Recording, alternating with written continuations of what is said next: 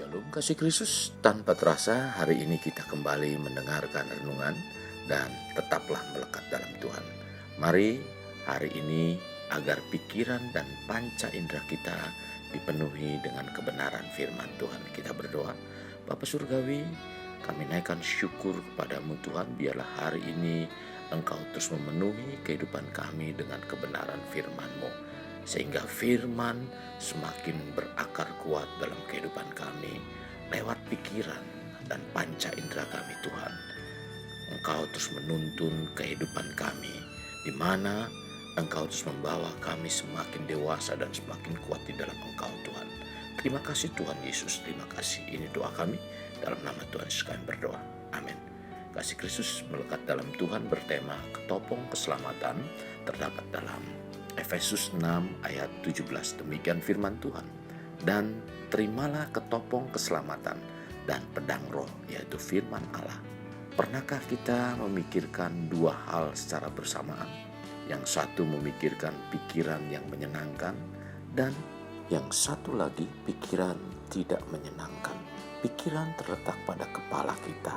Kepala adalah tempat kedudukan pertimbangan, kesadaran, tempat berpikir, motivasi, dan pengendalian. Semua yang saya sebutkan adalah fungsi dari pikiran yang terdapat dalam kepala, dan fungsi itulah yang diberikan ketopong.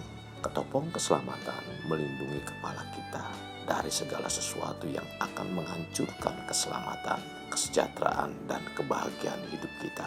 Ini melindungi pikiran kita. Disitulah iblis akan menyerang jika kita menelusuri asal-usul dosa yang dilakukan berawal dari alam pikiran. Dari dasar inilah kita harus menerima dan mengenakan ketopong keselamatan firman Tuhan. Melalui sikap seperti ini, kita benar-benar melindungi bagian kepala, yaitu otak, dengan kuasa firman Tuhan. Sebab dari otak inilah yang mengolah data berbagai hal tentang apa yang kita pikirkan. Di bagian kepala ada telinga dan mata sebagai saluran berbagai data informasi masuk ke otak kita. Kepala juga ada mulut dan lidah yang menjadi alat ucap kita yang mengkomunikasikan ide secara verbal kepada Tuhan dan kepada sesama. Pokoknya di bagian kepala inilah keberadaan indera kita yang bisa diganggu oleh musuh untuk mengacaukan pemahaman dan komunikasi kita kepada Tuhan dan sesama kita. Memang kita harus sungguh-sungguh melindungi bagian kepala kita dan seluruh indera kita yang ada di sana dengan ketopong keselamatan yang Tuhan sediakan bagi kita.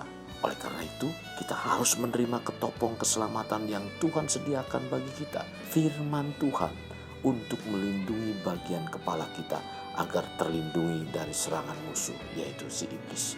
Memang iblis telah dikalahkan oleh Yesus Tuhan kita, tetapi kita harus tetap waspada karena musuh kita sangat licik dan dia akan terus berusaha untuk melakukan tipu dayanya.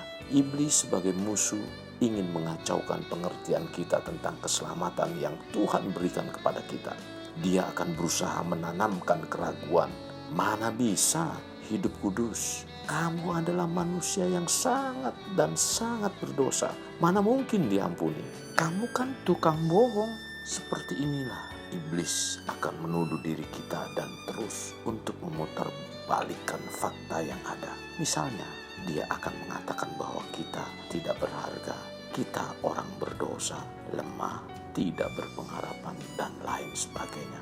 Pokoknya dia akan terus menghujani kita dengan fitnah dan membawa kita kepada pikiran-pikiran yang negatif. Bahkan dia akan terus berusaha mencobai setiap anak Tuhan dari berbagai segi kehidupan. Dia akan selalu berusaha memanfaatkan kelemahan kita agar kita terjatuh dan menjauh dari Tuhan. Kita harus tetap bertahan dengan ketopong keselamatan yang kita miliki. Kita harus melawannya dengan senjata yang kita miliki, yakni pedang roh, yaitu firman Tuhan. Kasih Kristus, mengapa kita harus memakai ketopong keselamatan? Ketopong berfungsi menjaga kepala, dan kepala terdapat otak yang mengatur fungsi seluruh tubuh. Di kepala juga terdapat panca indera yang dapat mempengaruhi otak sebagai motor dalam tubuh kita. Jadi penting sekali kepala kita dijaga dengan kebenaran firman Tuhan agar otak sebagai pengendali seluruh tubuh berfungsi dengan baik dan benar. Ingat, musuh akan memukul kita di area ini. Mari kita harus menjaga penuh kewaspadaan dan jagalah kepala kita dengan kebenaran firman Tuhan. Kasih Kristus, jadikan hidup kita untuk lebih bermakna. Membangun pribadi bermakna dimulai dari pribadi kita. Kita berdoa. Bapa Surgawi, terima kasih buat hari ini. Kembali firman-Mu didengarkan dalam kehidupan kami, supaya kami senantiasa dipenuhi pikiran kami dengan firman-Mu, agar kami waspada dengan tipu daya iblis yang ingin menyesatkan pikiran kami. Karena di dalam pikiran kami, Tuhan, banyak yang harus kami kerjakan, kami pikirkan.